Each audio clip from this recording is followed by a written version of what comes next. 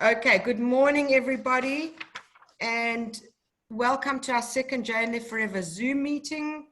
Our first was a resounding success, so we are back with another amazing speaker, and I hope you all have a delicious beverage. Whilst you listen, raise your glass and say l'chaim, that we're all here and we're all healthy. L'chaim. I've got a lovely coffee from Cafe Delish, a quick punt. A special welcome. I'm not sure, is Ronit here? I'm having a look to see if our Ronit is here.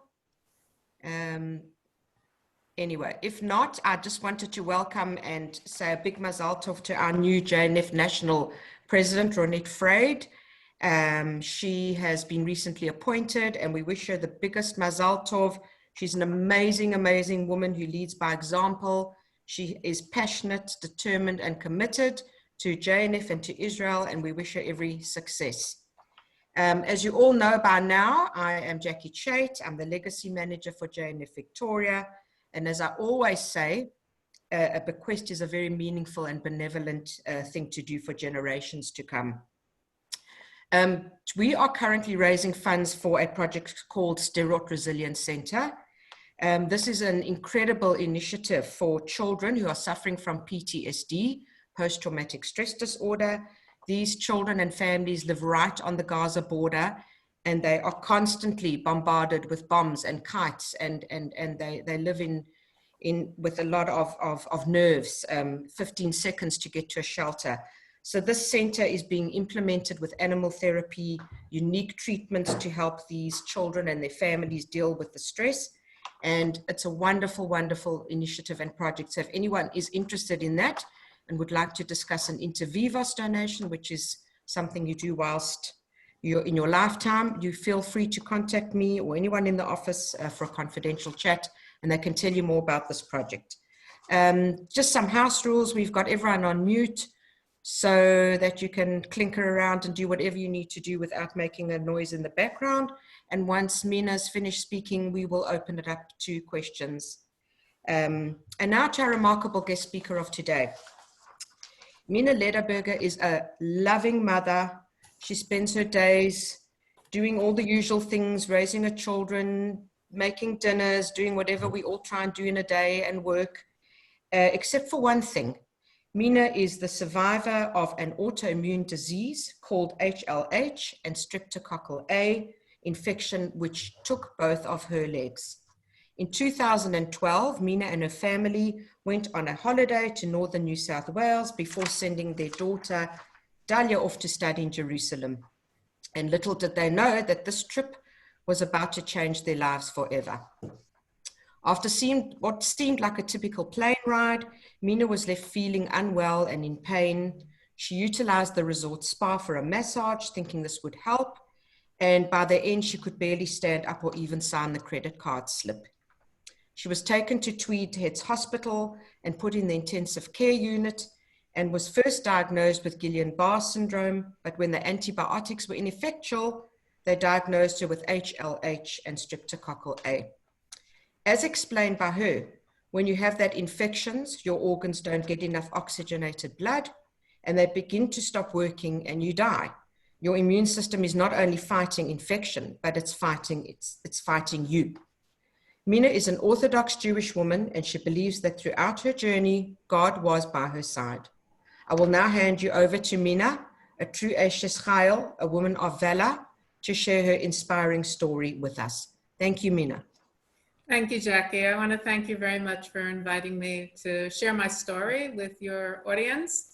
I was just in the kitchen. I just got my potato kugel in the oven for Shabbos. My gefilte fish is on the stove. So I'm probably doing a lot of things that a lot of you are also doing right now, called multitasking, which is something that us women do very, very well. I think I met you, Jackie, at the Chabad Bentley. Is that where I met you? At the Chabad Bentley talk? It could be. I'm not sure. I've definitely seen you, but I've been to so many different things. It could well be. Right. Okay. So as Jackie said, it was December of 2012, and my daughter Dalia had just graduated from the Thrifka Ladies College. And I thought it would be a really nice idea for a family to go on a little mini holiday before she went off to seminary at the end of the year, at the end of December. She had been planning something like this for a really long time with two of her best friends. And I thought, you know, it's before Christmas, prices are a lot cheaper. Let's grab a Mitsia, as we say, a good deal. And so I found a salt resort and I booked some flights, and we took an early morning flight on, it was on a Sunday morning, the 9th of December. I'm only telling you dates just to give you an idea of how this illness took hold and how long I was in hospital. You know, unfortunately, I know a number of people who've become very ill with COVID-19. One of my childhood friends in America's husband passed away from it. I have a friend here who was on a heart-lung machine, and he's come home. And, you know, all illnesses are quite debilitating. And if you survive them, you really do have to thank God for them, because I think every illness has a name on a bullet kind of thing. Anyways, we got on a flight. As Jackie mentioned, I think my eardrum burst on the plane, and so I was really uncomfortable and in a lot of pain. But when we finally got off, you know how it is when you get to the Gold Coast, you know, everything is so laid back and so relaxed. You feel like, you know, you're like a day behind, you know, it's like everything's so slow. So we ambled over to the rental car place and we got the car, and then we went to Woolies to get, you know, plastic stuff so that we can, you know, eat all the food that I had cooked beforehand. We had one suitcase just full of soup and chicken and meat and, you know, food to take with us on our holidays, because that's what we do when we travel. There are a lot of details that I really don't remember, and that's because I was in a coma for 2 weeks, and my daughter Dahlia had started a blog to keep our friends here and our family and friends overseas aware of what was going on. Unfortunately, when someone becomes ill, and it's kind of like a high profile thing, you get people calling all day long wanting to know what's going on, and it can be difficult for the family involved. And so it was easier for Dahlia just to direct people to her blog, where she updated every day, and then people would know what's going on. So what I'm telling you initially, I don't have any memories of. I do remember that it was the first night of Hanukkah, and we had brought tea lights along so that we could light candles. And I don't remember, but Sam told me that he took me off to the casualty department at Tweed Heads because I was complaining that my ear was bothering me. And there was some bloody discharge, but they gave me some drops for my ears and they said, you're good to go. Dahlia said that the next day I slept the whole day. So that was a Monday. And on Tuesday, while still feeling unwell, I was able to be mobile. And so, as Jackie mentioned, the resort had a massage facility. And I thought, you know what, maybe I just need a really good massage, get the kinks out. It's been a long year. And so that's what I did. But by the end of the massage, I was feeling so unwell. The masseuse commented to me, there's something going on here that's not quite right, and a massage isn't going to help. And I think you need to call someone. And so I called Dahlia and she came to fetch me, but I could barely stand on my own 2 feet. I couldn't even sign at those days, there was no tap. I couldn't sign the credit card slip.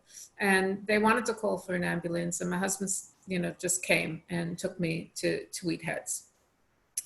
I don't remember any of this. Things went very quickly from bad to worse. Initially, as Jackie mentioned, I was diagnosed with something called Guillain-Barré syndrome, but when that wasn't helping and my vital signs continued to crash, they needed to look for a different diagnosis. By Thursday, they finally came up with the diagnosis of an autoimmune disease called HLH, and you can all Google it later. It's an acquired syndrome. I also had, as Jackie mentioned, a bad ear infection. I had a streptococcal A infection, and I had pneumonia as well. Now, I don't know how I had any of this stuff because I really was asymptomatic when I got on that plane, but there you go. Now, the problem with HLH is it's an autoimmune disease, which means it's fighting your own immune system. But I also had other things going on, and they needed to be treated as well. The streptococcal A infection, the pneumonia needed antibiotics.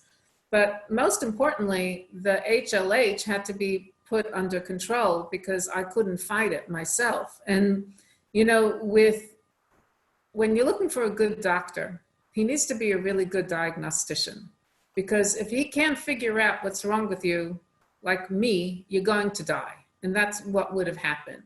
Thankfully, the hematologist that was there had somehow treated 4 patients that year with the same acquired syndrome. And he really had to take a punt. Now, the blood work for HLH is only processed in one laboratory, and that laboratory is at the Royal Children's Hospital in Melbourne. And it takes 5 days to kind of get the lab results. And unfortunately, I was deteriorating quite quickly, and I really didn't have 5 days for them to wait for a diagnosis. Now, I have to say that, as Jackie mentioned, I am a Torah observant woman, and my family and I really hold true to what we call hashgacha pratit, which means divine providence. And for us, the idea of a small country hospital called Tweeds Heads in a small country town where a doctor had treated 4 patients that year with the same syndrome kind of rings a bell. And it's the idea that, and this is a well-known Talmudic thought, that God sends the refuah, the treatment, before he sends the makkah, the illness. And so, not being, you know, I don't think God, you know, put me there in that situation and said, okay, we're going to give 4 other people HLH so that when Minna Lederberger turns around, they'll be able to treat it. But that's kind of how I like to look at it. The course of treatment for HLH is a combination of steroids and chemotherapy. So the chemotherapy needs to shut down your immune system, and you need to kind of start from scratch. And of course, I needed the antibiotics for the streptococcal A and for the pneumonia. But at that point, my immune system was the most dangerous to me. As a result of the streptococcal A, I also had toxic shock, and that put my circulation and my breathing at risk. And so they decided to put me on life support so that I didn't have to exert myself to maintain the breathing and the oxygenation of my blood. By Thursday night, when Sam and Ellie and Dahlia returned to the resort, Sam had sent Dahlia down to the milk bar to pick up some drinks for the room. And Dahlia said that as soon as she got there, her father called her and said, the hospital just called, Mommy's taking a turn for the worse. They said, this is it, she's going, we have to come back and say goodbye. So my condition had become very unstable. And, you know, when the medical team meets you in an ICU area and says, we need to go to this side room and talk, you know the news isn't going to be good. Thankfully, they were able to stabilize me, and they didn't have to say goodnight to me and goodbye to me that day. As a result of the toxic shock, the circulation to my hands and my legs was very, very poor. On that Shabbos, the doctors spoke to my family about the use of a blood thinning agent to try and break up and dissolve the clots that were in my lower legs. I should mention that there was a point where my hands were also not receiving perfused blood, and there was a chance that they wouldn't be saved either, but by grace of God, I got them back. The danger of using blood thinning agents is that you could trigger a bleed in the brain. And with me being in a coma, there's really no way of knowing what's going to happen once you start this process. So it's quite a delicate balancing act, and you really have to have the courage as a doctor to say, look, we don't have a choice. We need to do what's best for the patient, and let's hope that the outcome will be well. The doctors had told my family that that Thursday night, they were quite sure that I was going to pass away, and that the fact that I survived was a miracle. So it wasn't me or my family saying that it was miraculous that I survived, but it was the doctors themselves. But I wasn't out of the woods yet, because HLH has a very, very high mortality rate. By Sunday, everything started to improve. So the chemotherapy and the steroids had kicked in, and my blood pressure and my renal function were improving. I was starting to breathe on my own with the machine supporting me. And they the improvements were encouraging, but they still didn't think that the blood thinning agents were helping and that it had any effect. And the doctor at that point said he didn't think that my feet were quote unquote viable, meaning that they would probably have to be amputated. But he said, you know, let's continue. We'll try for as long as we can. So they continued to feed me this blood thinning agent, but there was no change. And the doctor said to my family, look, now that we've got the HLH under control, and you know, she's looking at survival, I have to say that I would prefer you to have a Minna with no feet than no Minna at all. And so, you know, this was something that my family had to mull over and figure out what was the best way to move forward. I was still in critical condition. I was still in ICU. I was still supported by, you know, all the equipment. And at that point, because Tweed Heads is just a country hospital, they decided, you know, we better move her when it's safe. And they put me in an ambulance and they moved me to a large hospital in Brisbane called the Wesley. And I guess they figured that seeing that the Wesley was a bigger hospital, you know, perhaps the staff there would be better prepared to deal with all the accompanying issues, health issues that I had accumulated. And if they had to do amputations, that they could do it there. Thankfully, I was responding to all the other treatment and, you know, things were starting to be stable and not critical. But unfortunately, they still couldn't detect a pulse on my feet. By Friday, I was already starting to wake up as they weaned me from all the anesthesia. And I was still intubated, and I couldn't speak, but sometimes my eyes were open and were looking around. And on Sunday, 2 days before Christmas, they finally moved me out of ICU and they moved me to a ward. And so I was no longer sedated and I was no longer on life support and I was awake and I was able to answer questions. Now the focus was on making sure that my immune system would return to normal. And throughout this entire journey, I had countless blood transfusions and platelet transfusions. And this went on while I was in the Wesley, while I was in the Alfred, and finally while I was at Cabrini, where I had my amputations. There was still no change in the feet, and at this point it looked like they would have to be amputated. And the doctor that my family spoke to said that eventually there would be a demarcation line, which meant there would be a line where you would see healthy tissue versus unhealthy tissue, and that would be where they would base the amputation.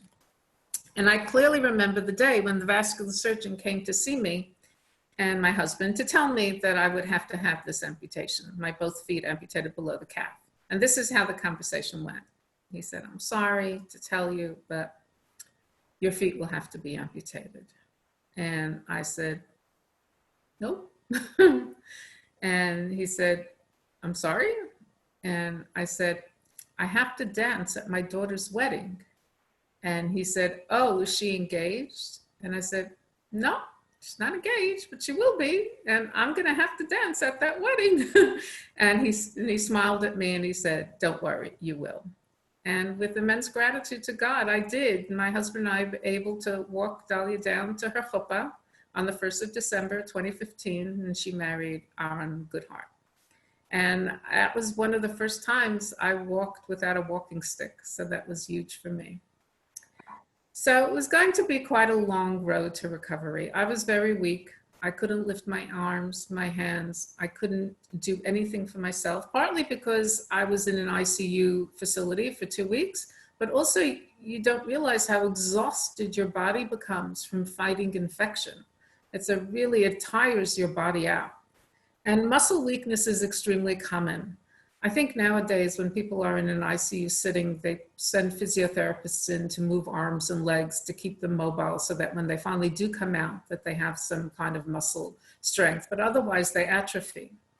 I was so deconditioned by my ICU stay that when they had transferred me to the ward and they handed me this little button and said, if you need anything, you can press it and call for the nurse, I could not press that button. And I remember they brought me a little bell, but I couldn't lift my arm to lift the bell to ring it. I couldn't brush my teeth. I couldn't feed myself. I couldn't lift a phone. I couldn't lift a piece of paper. I could do nothing for myself. The physiotherapist brought me in a picture to color with a pencil. I could barely hold the pencil. I couldn't color. I couldn't sign my name. I think probably the most difficult part and most confronting part of my journey was being unable to toilet and shower myself. And so when you're in that kind of situation, you know, usually you're in a hospital, and if you can't get to the toilet, they move you onto a commode chair. They say, slide on over here and we'll wheel you into the toilet and you can toilet and shower yourself. But I couldn't do any of those things. And so I had to be manually put into a hammock where they lifted me up and put me onto the commode chair. And then they moved the commode chair into the shower and into the toilet, and they had to toilet me because I couldn't, and they had to shower me because I couldn't. And I didn't have a choice of staff, male or female. And I think for any woman, regardless of your, observant Jew or not, it's just uncomfortable to have a man looking after you in that kind of situation. And I remember crying in the shower, and I remember the nurse saying, oh, honey, are you in pain? And I said, no, I'm not in pain. And this would continue daily for a really long time. I still couldn't feed myself or brush my teeth, and Dahlia and Sam would take turns feeding me and brushing my teeth, and my son Ellie would then be moisturizing my arms and, whatever was left of me. It was really a long road, physically, mentally, emotionally. And I was still in Brisbane, and I didn't want to be in Brisbane. I wanted to be back in Melbourne. On the Sunday before New Year's, the doctors told us that the HLH is what had caused the nerve damage, and that's why I was having such a difficult time and such limited movement in my limbs. And he said that every day, probably you would recognize more movement returning, but it was going to be, a while before that happened.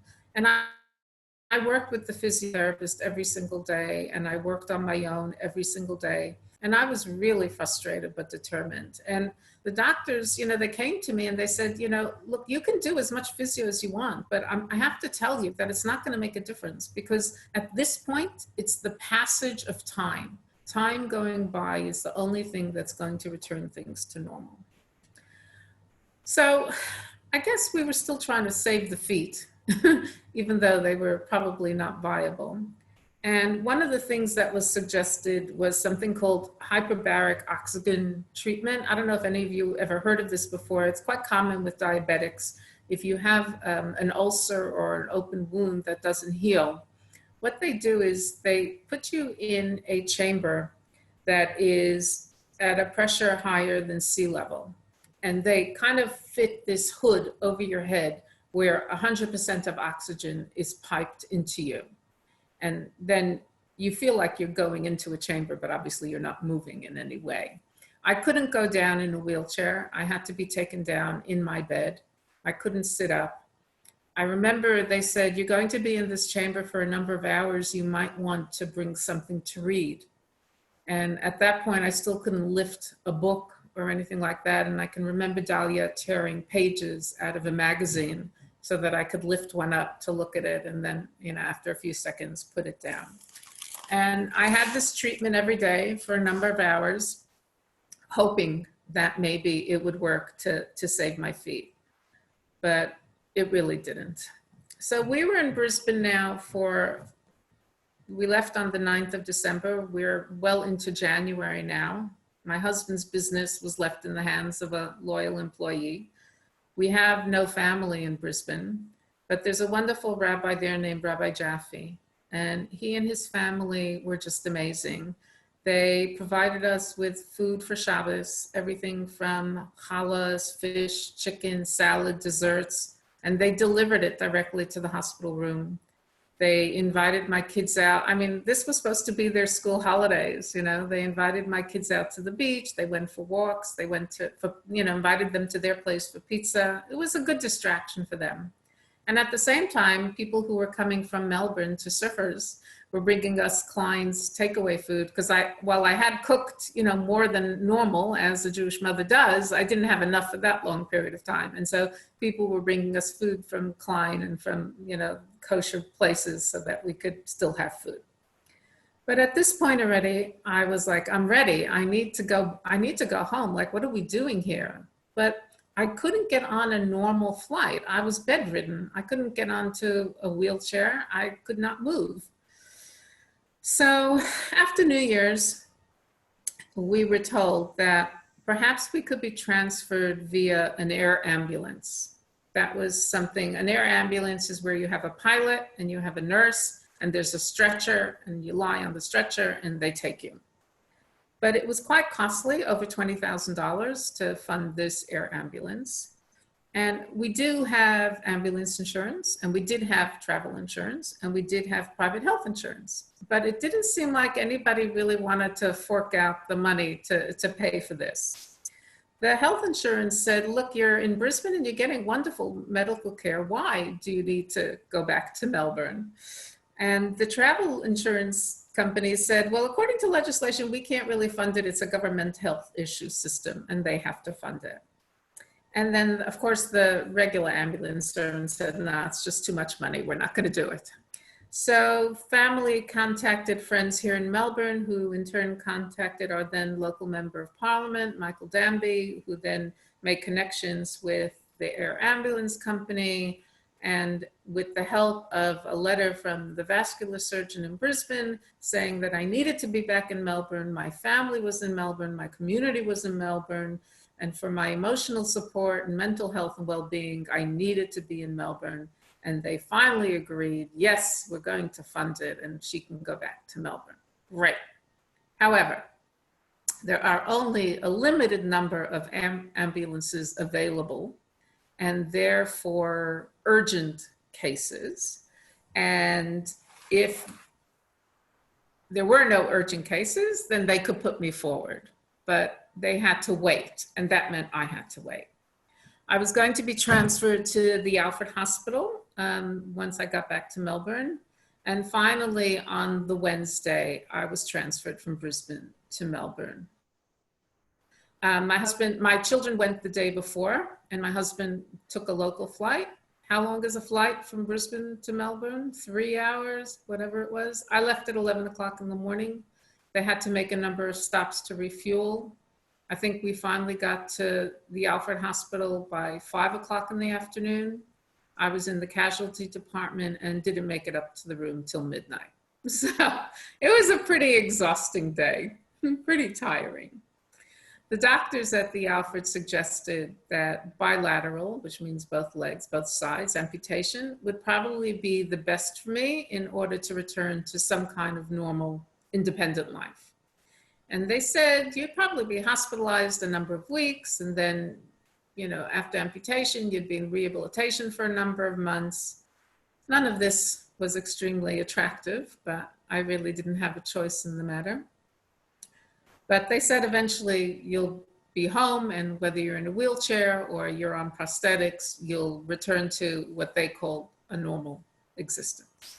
Anyways, I continued with physiotherapy. You know, some of the things you don't think about when you're in a hospital bed and you can't do things for yourself is minor things like turning from side to side in your bed. I know for me, I often have difficulty sleeping and I'm moving from one side, turning over to the other side. Those simple things I couldn't do for myself. And just to give you an idea of how they do it is they kind of bring like a satin sheet, and they have to have two nurses, and they kind of smooth the sheet under you, and they push it under you, and then they grab the sheet and they pull it, and that turns you to the side.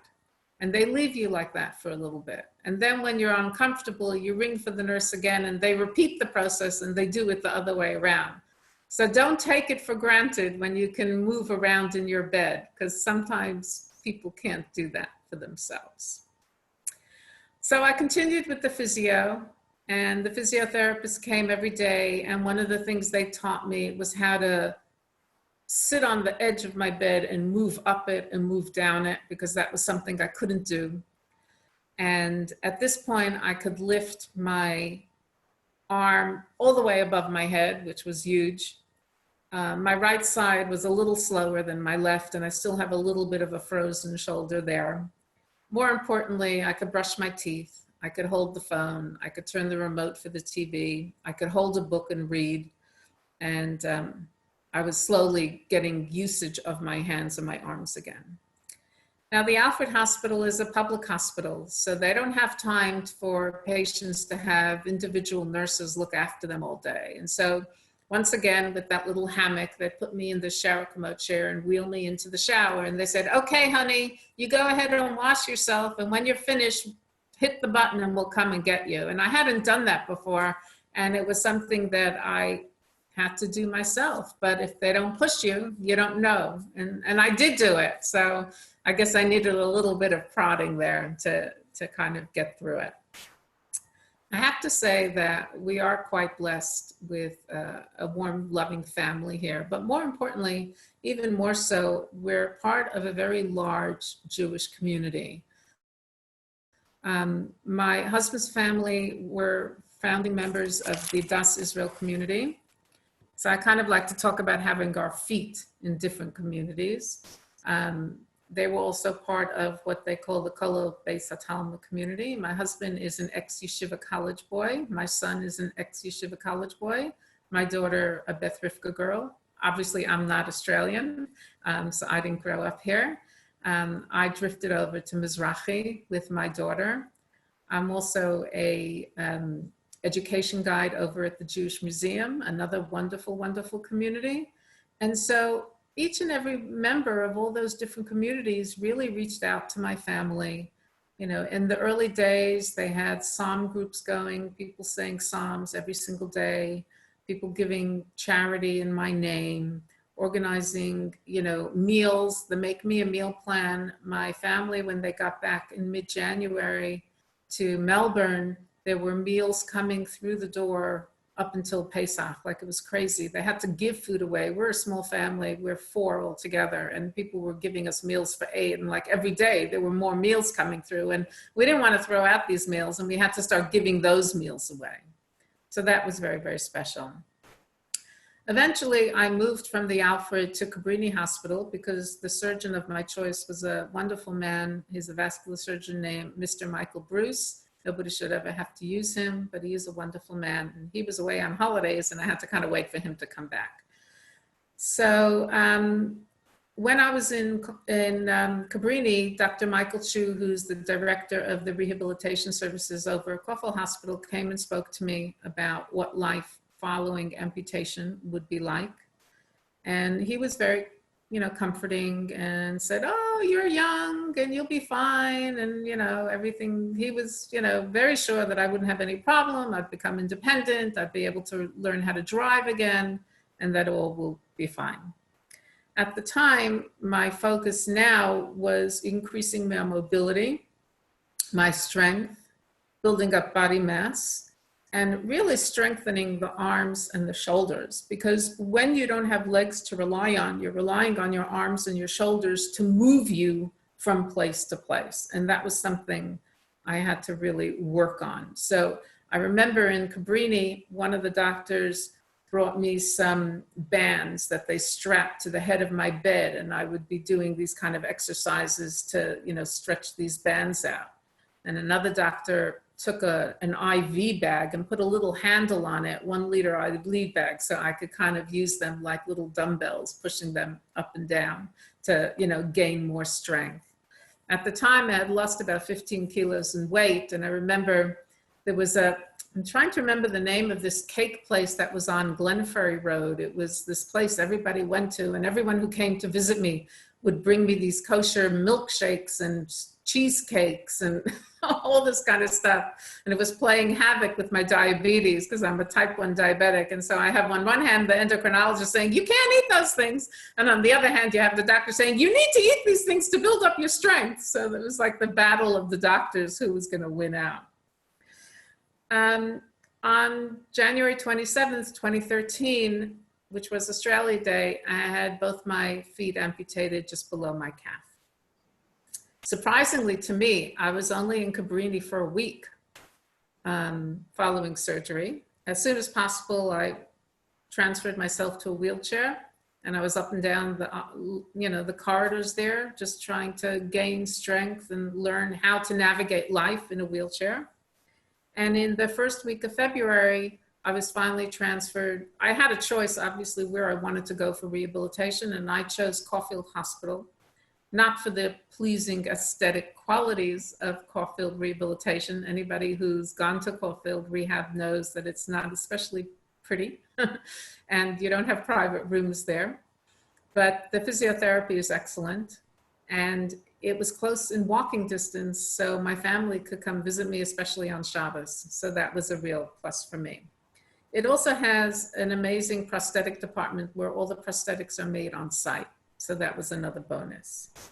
At Caulfield, I was thankful that I ended up in a room with 5 other women. So I was in a 6-room shared. One of the women there, her name was Mitzi Woodhouse, and she was a bilateral below knee amputee. And she became my mentor. And she gave me tips on like what to focus on and, you know, how to navigate life, explaining to me how I needed to preserve my energy, and taught me ways to make my life easier. More importantly, she kind of grabbed my family in hand and said, don't wait for Minna to ask you for help. You need to, you know, ask her what she needs and offer your help at every turn. And we formed our own little clique there, and we were very, very protective of each other. And I kind of bribed the nurses with boxes and boxes of chocolates. Nurses like chocolates to kind of keep the room men-free. Because, you know, they put men and women together in rooms these days. And I think most women feel extremely uncomfortable being in a room with a man, regardless of, you know, where you are on the observancy scale. It's not a pleasant situation. So you have physiotherapy every day, once in the morning and once in the afternoon. And thankfully, I didn't have to eat the kosher meals that were supplied to the hospital. My family and my friends brought me food, and my roommates would look longingly at my food and say, how do we get food like that? And I think what's interesting is that they didn't understand the concept of community. And that's how lucky we are, that we're part of a Jewish community where we all look out for each other. Even if you don't know each other, if you hear that there's somebody who's in a hospital situation and they're alone, you know that as a Jewish person, you're going to want to help them however you can. So I just want to give a shout out to Lichtenstein's Bakery on Carlisle Street. I don't know if you know this, but Lichtenstein's Bakery will provide and donate lunch for free to people who are in the local area hospitals. And what's really nice about them is that you're not getting a hot meal. You're getting a nice sandwich with a bit of cake, something that you don't get in hospital. Usually they bring you this horrible hot meal, which you really don't want to eat. And so it was a really nice, refreshing change. When I was at the Alfred and I was at Cabrini, they actually delivered. And when I was at Caulfield, either my daughter or a neighbor would go and pick it up. And it was just like a really nice, refreshing change. And they do that as part of their charity work, which I think is a beautiful thing. So shout out to Lichtenstein's Bakery. Finally, on the 1st of March, so this whole saga started on the 9th of December, I was discharged home from Caulfield. And I said goodbye to my roommates and promised we'd keep in touch. Thank God our home in East St. Kilda is on 1 level, so I didn't have to worry about whether I needed to climb stairs. As you can imagine, I was in a wheelchair. I didn't have prosthetics fitted yet. And we only had to make 2 alterations. We have quite wide corridors and quite wide doorways. We needed to put in a permanent ramp so that when I'm in a wheelchair, I have access to my home because we have steps up, and that was done fairly quickly. And the other thing we needed to do was to widen. We have a glass shower, so the glass shower door needed to be widened so that my shower commode chair would be able to roll in. It was a roll in, so we didn't have to worry about lips or anything that was built up. So that was great. So those were the only 2 things that we had to do. I continued to see an occupational therapist once a week in the home. So, you know, I was learning how to do things from a wheelchair. So How do you take your coffee cup that you just poured water into to your kitchen table if nobody's around and you're in a wheelchair? You put it between your knees. Just make sure you don't spill it. So you put it between your knees and you roll yourself to your kitchen table, and that's how you do it. Or, you know, I wanted to make eggs or something, so I had to be able to have access to my stovetop in order to do that. I remember I was trying to make coleslaw one Erev Shabbos, and my food processor was in my appliance cupboard and I couldn't reach it from my wheelchair. But thankfully one of my neighbors were home, so I called them and I said, could you come over and pull out my food processor for me? And she was able to do that. So following discharge, I went to outpatient physio 3 times a week. And there's a specialized amputee physio gym at Caulfield. And I would watch all the other amputees, most of them singles, put their legs on and walk. And I think, I don't know how the hell I'm ever gonna do this. You know, the fear of the unknown is the fear of the unknown. Until you try something, you don't know whether you can do it. And that was true for me. I never knew whether I'd be able to do it or not. But I was fitted fairly quickly, and in the second week of March, I put them on for the first time. And Jackie, maybe after this, what you'll do is you'll text me your phone number, and I can send you a video of me walking on my prosthetic legs for the first time, and then you can share it with everyone else. Putting on prosthetic legs, people often ask, what does it feel like to walk? Initially, it felt like walking on stilts. You kind of have to move the legs. They don't do it themselves. Eventually it becomes second nature, but it does. You know, the first time I put them on, I hadn't stood up in 3 months. So it was a really strange feeling. Also, the prosthetist who I was working with was a young guy, and he was like a surfer dude, and he was very, very tall. And when I stood up, I kind of felt like the Amazon woman, because they didn't have a second leg to compare it to. And I guess he just made me as tall as him. And I remember when my brothers saw this video, they said, you look really, really tall. I was about 5'7", 5'8". That's my natural height. And I said, I felt really, really tall. One of the pluses was I could reach the top, you know, shelf in my pantry. But one of the minuses was I couldn't get my knees under the steering wheel of my car. My car's steering wheel doesn't lift up. So I had to make them cut me down a little bit. But I went to, you know, physio 3 times a week. My husband would drive me, and I would put these legs on. And initially, they start you walking along parallel bars. And then when they think it's safe, they take you out of the parallel bars. And I started walking with 2 walking sticks. And that's something you have to master. It's stick, opposite leg, stick, opposite leg. It's kind of, you know, something you have to figure out how to do. And they don't let you take them home straight away, because if you fall, that's not good. So I eventually, sometime in, I think it was June, they let me take them home.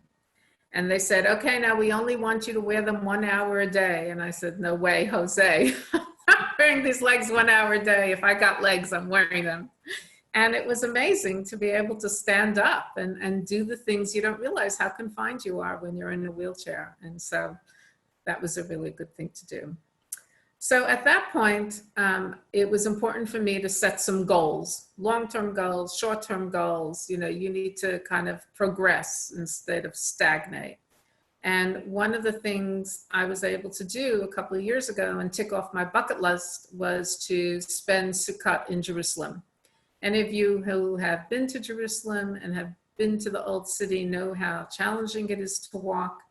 The cobblestones are ridiculously difficult. And if they're wet, they're extremely dangerous. We made it all the way to the Kotel. It was an amazing experience, extremely emotional for me. I was crying my eyes out, grateful to God that I had survived this and was able to be a mom and a wife to my family. When I was going through this, I was talking to a friend of mine who's a psychologist. And, you know, I had been telling my story since the beginning of 2013.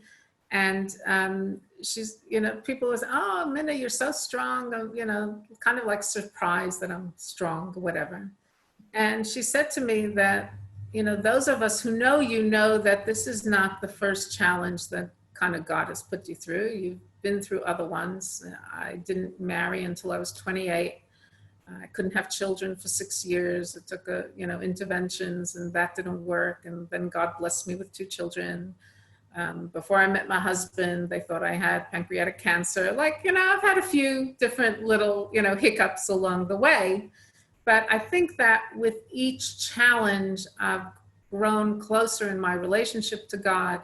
And I think in this one in particular, I felt his hand right here on my shoulder, kind of, pushing me forward. I also have to say that I think that, who you are and where you come from is really important with the kind of person you are. My parents were both Holocaust survivors, and my mother's parents in particular went through a difficult time during the Holocaust, on the run from the Nazis. And when her sister passed away in New York, there were some letters found that their parents had written to some of their children that made it out of Germany and into the UK. And eventually, one of my cousins made a book called Letters from My Grandparents. And somebody's playing with my screen, sorry. Can everybody still hear me? Yes, but I can also see something at the back of my screen. Maybe Ariella knows what's happening. Okay, it doesn't matter. I'll just keep going. Here we go. And in that, so one of my cousins made a book called Letters from My Grandparents, and she gave the originals to Yad Vashem. And when I read these letters, I see how strong my grandparents were and how faithful they were. And they were amazingly, amazingly strong people. And I think that my strength comes from them, that they had hope that things would eventually, obviously it didn't turn out okay because they both perished in concentration camps, but they fed that hope to their children, that, there would be an end. So, often we talk about some words that are thrown around called bitachon and emunah. And I know you probably go to shul and hear these words a lot, and you might not know exactly what they mean. So I'm just going to give you a brief overview of them. So emunah is really how Maimonides describes it as God interaction with the world. So if the sun rises and sets and the moon comes out and, flowers grow and things happen, that means God's interacting with the world. So you can imagine that if God decided to withdraw his interaction, we would go into null and void and we would no longer exist. So, for me, there is no such thing as a random occurrence. Like I talked about in Tweed Heads, it wasn't random that it happened there. I believe that it was meant to happen there. But what's also important for me is the knowledge that God is involved in my daily life. So the scenario is me in my car, which doesn't have any kind of hand controls. I drive just like you and me. So if you see me down the street, it's me driving with my prosthetic legs. And it's pouring rain outside. And I need to stop at Glick's for some bread. And I'm thinking, playing the game, if there's a parking spot, I'll stop. If there isn't a parking spot, I won't stop. And just as I'm about to pass, somebody pulls out and I pull in. And for me, that is the moment that God has orchestrated just for me, so that I'd be able to stop and get some bread. And that's quite humbling to think that God is involved in your life. Now, I know most people don't think like that, but I challenge you to think about things that have happened in your life where you say, oh, what a coincidence. And instead of saying, oh, what a coincidence this is, think about God's hand and manifestation in your life. So for me, it's important for me to know that while God challenges me with difficulties, he doesn't challenge me with these difficulties unless he believes that I have the strength with his help to get over it. And I do believe that. And I've come through all of them. So I guess there's something about that must be true. I know that, we're all faced with difficulties and obstacles, and that's true. I mean, nobody said life was going to be a walk in the park and a ray of sunshine, and some people go through life easy and some people don't. But for me, it's God gives me lemons, I'll make lemonade. That's how I prefer to view my life and live my life, you know.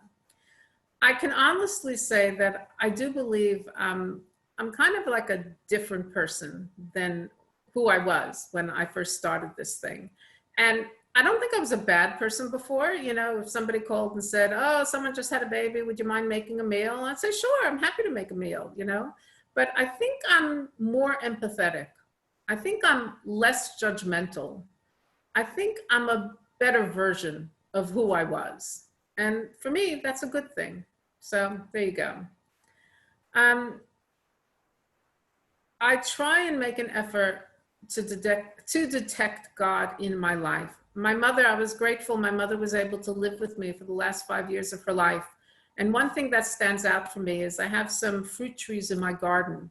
And the moment she saw it flowering, she would take her walker to the lounge room doors, which were glass, and she'd have a peek out and she said, oh my gosh, the trees are flowering, it's time to make a blessing.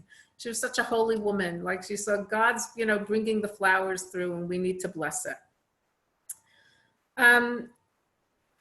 I believe also that we are all unique as our fingerprints. As individuals, we have a mission in life. You probably have been or have heard the words tikkun olam, fixing the world. We are here on a mission, here on this earth for a mission. We're all beautiful, we're all lovely people, but it's not enough. There's something that you've been charged to do here on this earth that only you can do. No one else can do it. And I guess the challenge is trying to figure out what your mission is. So I decided my mission was to tell my story because people keep asking me to tell the story. I was happy to stop, but they keep asking, so I keep telling it. For whatever reason, people find that it gives them another look at things or gives them strength, or maybe they can commiserate with someone who's gone through challenges and is able to come out the other side, still smiling and still happy. Look, I have my challenges just like everyone else. My daughter lives in Jerusalem. She had a baby last year, my first grandchild, and I was able to be there. But it was really, really challenging. She lives in an especially hilly part of Jerusalem called Katamon. And I was there by myself. I was in a flat by myself. It was really, really challenging. There were nights that I found myself crying my eyes out because when I'm in Melbourne, things are so easy. And when you're in Jerusalem without a car and you're going on buses, it's insane. And I guess a little humbling. But you need to kind of pick yourself up and dust yourself off and be grateful for those things that you're capable of doing. So I try not to think about those things that I can't do and think about those things that I can do and celebrate all of those things. For instance, when I was in rehabilitation, every morning after my shower, I would try and spray a little bit of, you know, cologne or something on me. But I was still so weak then and I couldn't press that little button to spray myself. And I would say to myself, okay, not today. But every morning I would try. You know, that was the point. Every morning I would try and then one day I could do it. And it must have been about 8 o'clock in the morning. And I remember waking Dahlia up. She was sleeping. And I said, Dahlia, I did it. And she's like, what, Mom? Why am I waking her up at 8 o'clock in the morning to tell her that I was able to press the button on a bit of, you know, spray? But that was a huge thing for me. And I think when you're, you know, in a situation that you're finding things challenging, it's really important to celebrate those things that you've managed to overcome. And so that's a really important message for all of us. And that we use our God-given traits and talents to be put for work in this world. So my son, he's 22, Ellie, the name on the screen. He has a beautiful, magnificent voice. And I'm trying to push him to go into, you know, being a cantor or something. And he's like, nah, I'm not interested. And I'm thinking, you know, God gave you this beautiful talent. You really need to use it for something. And we all have something that we're good at. And just use it in the service of the world. I think that's what's really important. I think my nature is to be upbeat and positive and to find God's blessings in my life. And so I like to live my life that way. I think that I've, looked about not taking things for granted. So because I know that at a certain point I couldn't do, the smallest of things like toileting and showering and brushing my teeth, that when I go to sleep at night, after I've taken off my legs, I kind of think about what I was able to accomplish during the day, whether it was hanging out the laundry, which is extremely challenging on prosthetic legs, carrying a laundry basket to the clothesline, I have to tell you. And I think about that God gave me the, help to do those things. And I thank him. And I think gratefulness is a really important part in life. And there's a TED Talk that I watched not long after I lost my legs. And it was given, Jackie, I'll send you a link to it because it's a fabulous, fabulous TED Talk. It was given by a monk, a Benedictine monk. And he talked about how being grateful for even the smallest things in life is what leads you to happiness. People think that happiness leads you to gratefulness, but it's actually the other way around. It's gratefulness that leads you to happiness. And that grateful living is really the key to living a happy life. And so that's how I like to live my life, being aware of every grateful moment in time and being happy about that. And so when I wake up in the morning and I pop my eyes open and I say Moda Ani and I give thanks to God that I was able to open my eyes and be a part of this world, I'm really serious about it, because there was a point when it could be that it wasn't going to happen. Thanks, Jackie. Wow. Oh, Minna, that was unbelievable. I mean, I just had back surgery 2 weeks ago and was feeling so sorry. I was feeling so sorry for myself, and you've put things in perspective. No, but see, that's not, Jackie, that's not the point. We each go through things and they're all legitimate, and you're allowed to do a poor me and I'm in pain, but you need to find the way to harness positive energy to move yourself forward. And I think that's the point. Exactly. So that was absolutely phenomenal. Before I hand over to our chair, Bella, to do the vote of thanks, I just want to repeat what I said at the beginning, because Ronit wasn't online yet, but I see that she's there now, looking her beautiful, elegant self as always. A huge big shkach and mazal tov to Ronit, who's our newly appointed JNF national president. She is the most amazing lady. She leads by example, as I said earlier on. She's passionate, committed, determined, and we are so happy and proud of her. So mazal tov, Ronit. Thank you. And all the best. Thank you. Jackie, I'm happy to take any questions if anyone has any questions. So, let's do some questions and then we'll hand over to Bella. If you just put up your hand and then Ariella will unmute anyone. Helen, Halsey. She's on mute. Can't hear. We need to unmute her. One sec, Halsey. We can't hear you. Right? Okay, now we can hear you. Hi, Minna. My name's Halsey. Hi. I want to tell you were absolutely extraordinary. And, the words that you've given will help a lot of people with a lot of challenges, right? And I've also gone through myself a lot of challenges over the last years, big ones. And my late mother, who was a Shoah survivor, always said, be positive, be strong, and look forward and be grateful to Hashem. Yes, true words. No, true fabulous. Yeah. Inspirational. Thank you, Helen. Thank you very much. Anybody else?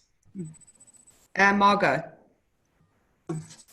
I just wanted to say that I had occasion to go to emergency at Tweed Heads Hospital a couple of years ago, and they are an outstanding regional hospital.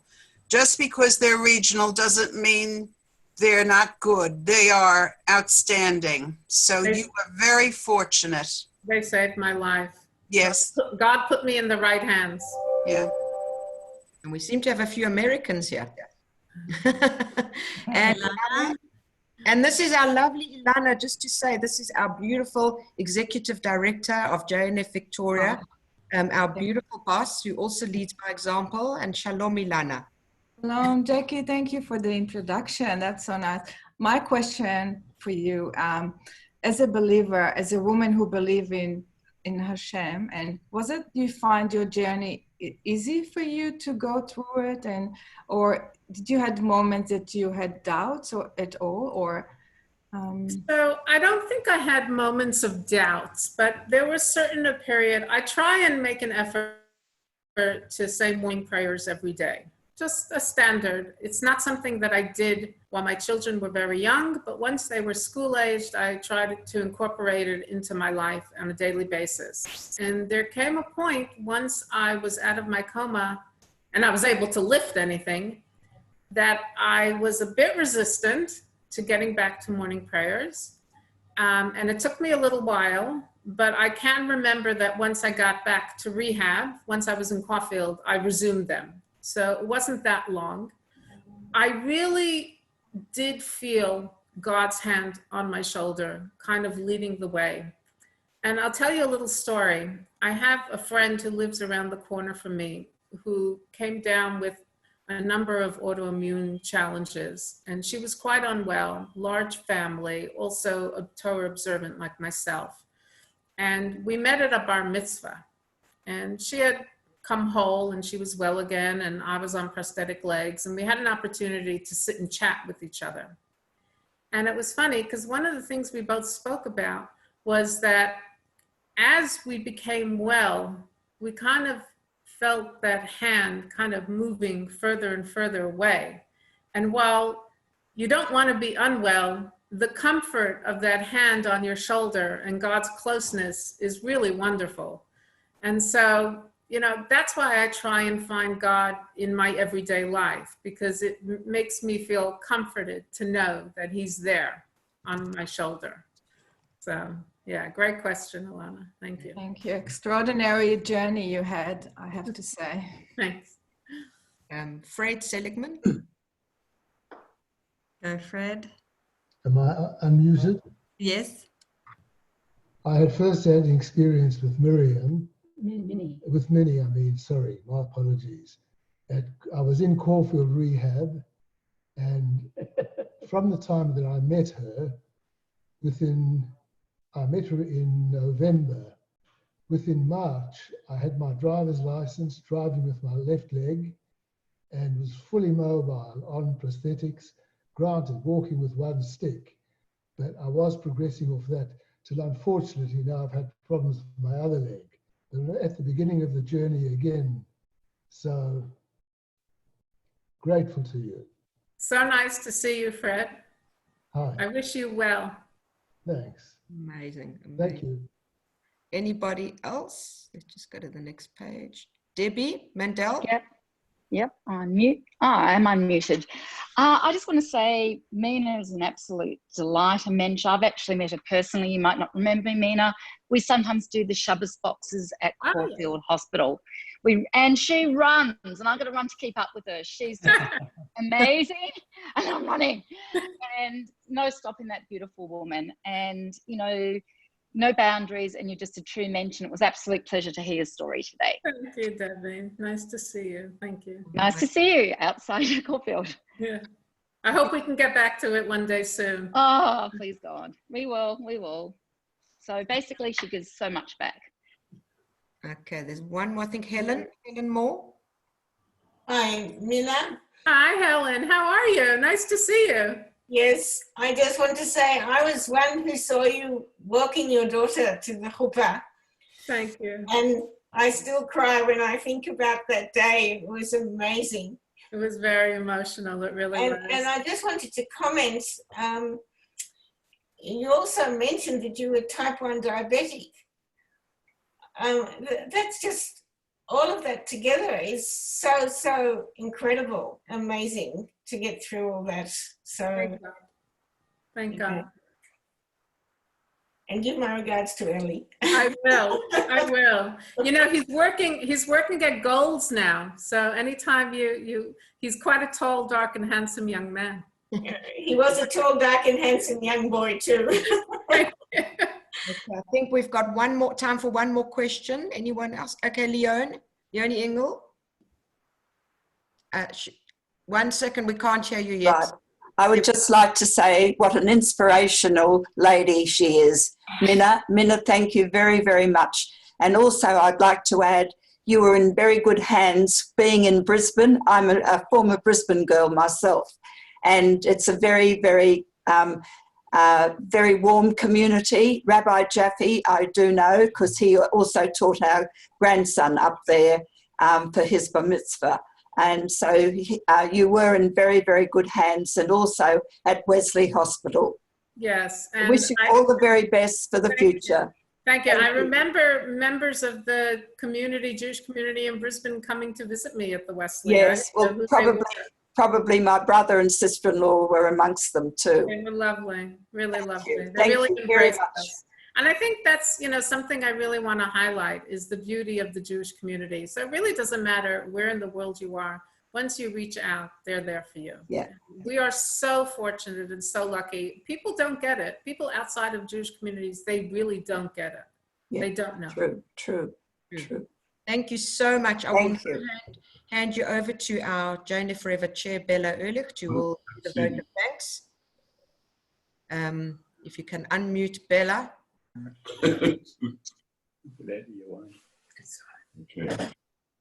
Are we right? Yep. Minna, what an incredible journey you've been on. And one can only marvel at the way you've come through it and the strength that you've gained. And you touched on a number of themes. You talked about goals. You talk about hope, strength, and the uniqueness of each individual. You obviously are a unique individual. And I'm sure we all have unique aspects, and we can only learn from your journey. So it's just been terrific to share it with you and to share it with our community. I like the part about not lamenting what we don't have. How many of us say, I wish? And how terrible is it being home in our warm lounge rooms with the coronavirus, having whatever we want to eat or drink? Let's be happy for what we have. And the other major theme you talked about was community. And I'd like to welcome you to the JNForever community. That's another link, and I couldn't agree with you more. So, Minna, thank you very much for your inspirational talk. It's been an absolute pleasure and an honour to hear somebody of your calibre speak. Thank you. Thank you for having me. Thank you so much for having me. Absolute pleasure. And we will be back in a few weeks' time with more of these beautiful events, as we can do them more often now that we are able to Zoom. Jackie? And yes. Can I say one thing before we finish? Yes.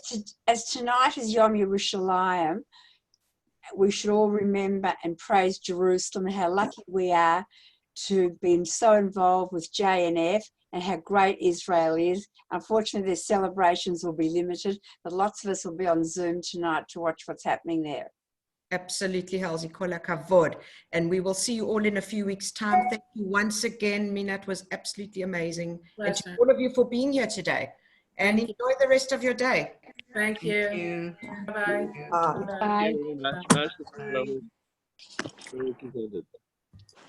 Bye. Bye.